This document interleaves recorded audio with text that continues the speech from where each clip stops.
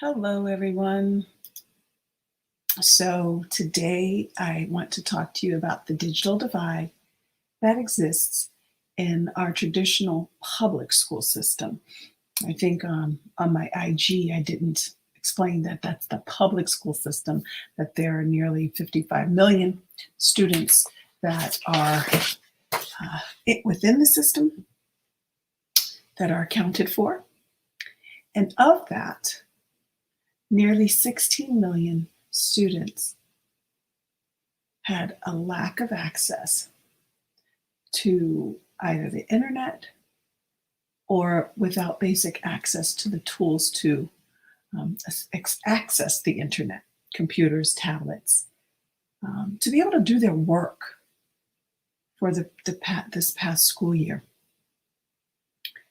And it took a lot of research from commonsense.org and Boston Consulting Group and the Southern Education Foundation to uncover this. We all know that during the pandemic, there has been a lot of upheaval, a lot of lack, for a better use for lack of better use of the word, no pun intended. But within all of these disparities, we have nearly 16 million young people whose lives were compared to the rest of society's public school kids, disproportionately impacted, even more so than they were already impacted, right? Because socioeconomically, there's this negative impact. Now, they don't have access to education, and more than likely their parents are either at work or possibly not in a position to support their education because, one, many libraries were closed. So where would you get the books from to put in that extra work? And so as my mind is spinning around, and I've got all kinds of stuff in my view here, my water and my other devices. But as my mind works to process all of this, I can't help but think of the children, and this is K through 12, and how their lives have been set back even more so than it was before they even started the school year last year, right? Because it's not even just September to April or September to June or August to May. The pandemic started back in March when everything got shut down in the US. So nearly a year and a half of education loss has taken place. And I know that they're working to close the divide. The government has issued emergency funding under the American, I forget what the act is called, that's supposed to reboot the economy and reboot the systems that support the economy. But I believe $9 billion or so, I've got to get my numbers right, have been allocated. Let me make sure I have it. $9 billion has been allocated. And I forgot to mention, nearly 500,000 educators also lacked adequate access to the internet and or tools to support distance learning across the country. So now the educators don't have access. So those may not be the same educators that impact this nearly 16 million children. And not even to forget about, I will now call attention to the fact that even though we have that nearly 30%, we have the other 70% that just because they had internet access or the tools for internet access, they were not necessarily ushered in to a system that could still adequately prepare them, because many of the educators weren't even prepared for how to deliver education, especially for the younger kids who develop mostly through social interactions. And so you all know I'm very, very passionate about the children. And so as I process all of this, I think, how can we help these children? How can we support them? And how do I build an army to support them? because there's so much opportunity. I sat in one of my clubhouse rooms today and I shared with everyone about the Boundless Kiddo Summit and what we're trying to do, what we're doing, not trying, what we are doing for today's youth in the K through 12 system and quite frankly beyond, on helping them prepare for the digital decade.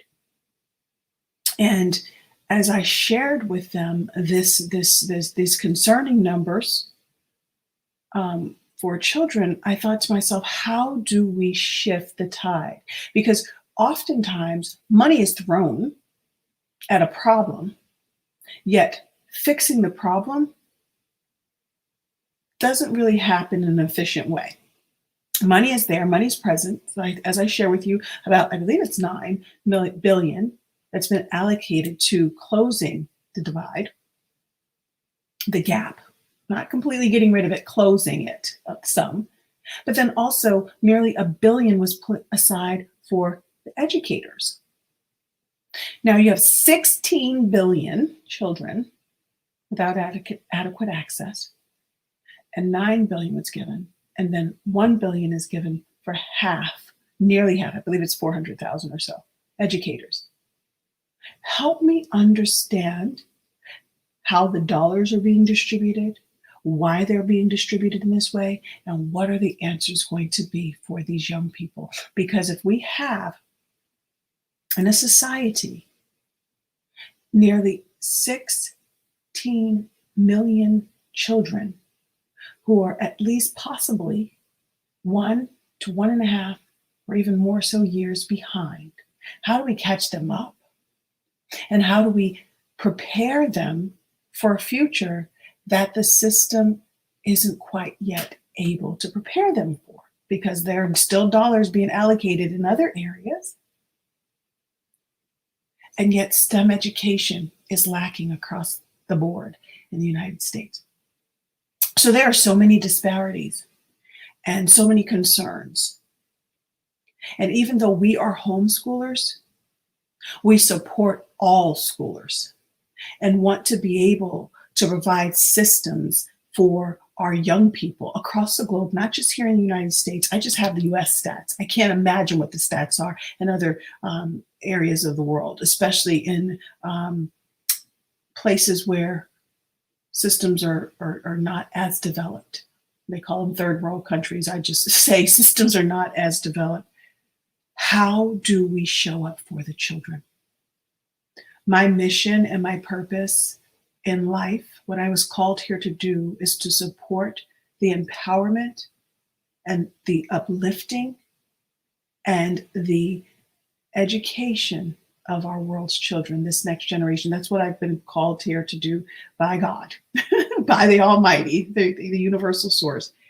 And I just want to know how many of you are out there that are ready to stand up for these young people alongside me.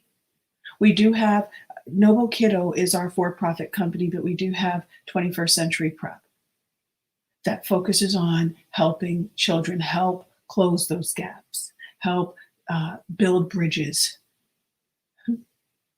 right? Because sometimes we can't even close the gap. Sometimes we just have to build a bridge so that our young people can skip over the gaps.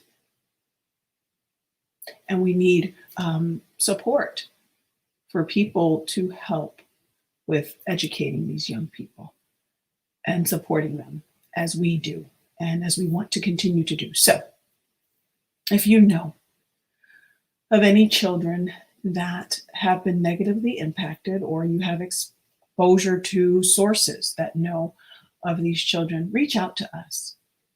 Put a comment in the comment box. Register the kids for the Boundless Kiddo Summit if at some point they have access. Now that things are opening up, maybe they can go to a library to participate. Or maybe we can put together group settings where these young people can have access to the information, because no child should have to be held back because of one, socioeconomic disadvantages or lack of access to resources. Because the entire point is to prepare the American economy with American students who are equipped with the knowledge and the insights, the personal confidence, perseverance, and grit to thrive in the digital decade and to be on par with their peers. I'm passionate about the children. I came in here today because I really, really wanted to drive home the fact that it's time for us to step up for these next generations. Because as a very, very wealthy nation, we should be able to do that. And as a homeschooling parent, a pod coordinator, and a curriculum developer, software developer, all the things that we do, we just need access to the kids to share all of this knowledge and information with them and prepare them for the future. But we can't do it without all of you as well, because we have to know where they are and how to reach them. And so with that, I just want to say thank you for tuning in. I look forward to connecting again tomorrow. I will always continue to bring the insights, the stats, and the facts so that we can make a difference in this world and empower the next generations to lead us to a greater world. And with that, I say good night. Oh, depends on when you're seeing this, but I thank you for tuning in, and I look forward to connecting with you again tomorrow. Bye-bye now.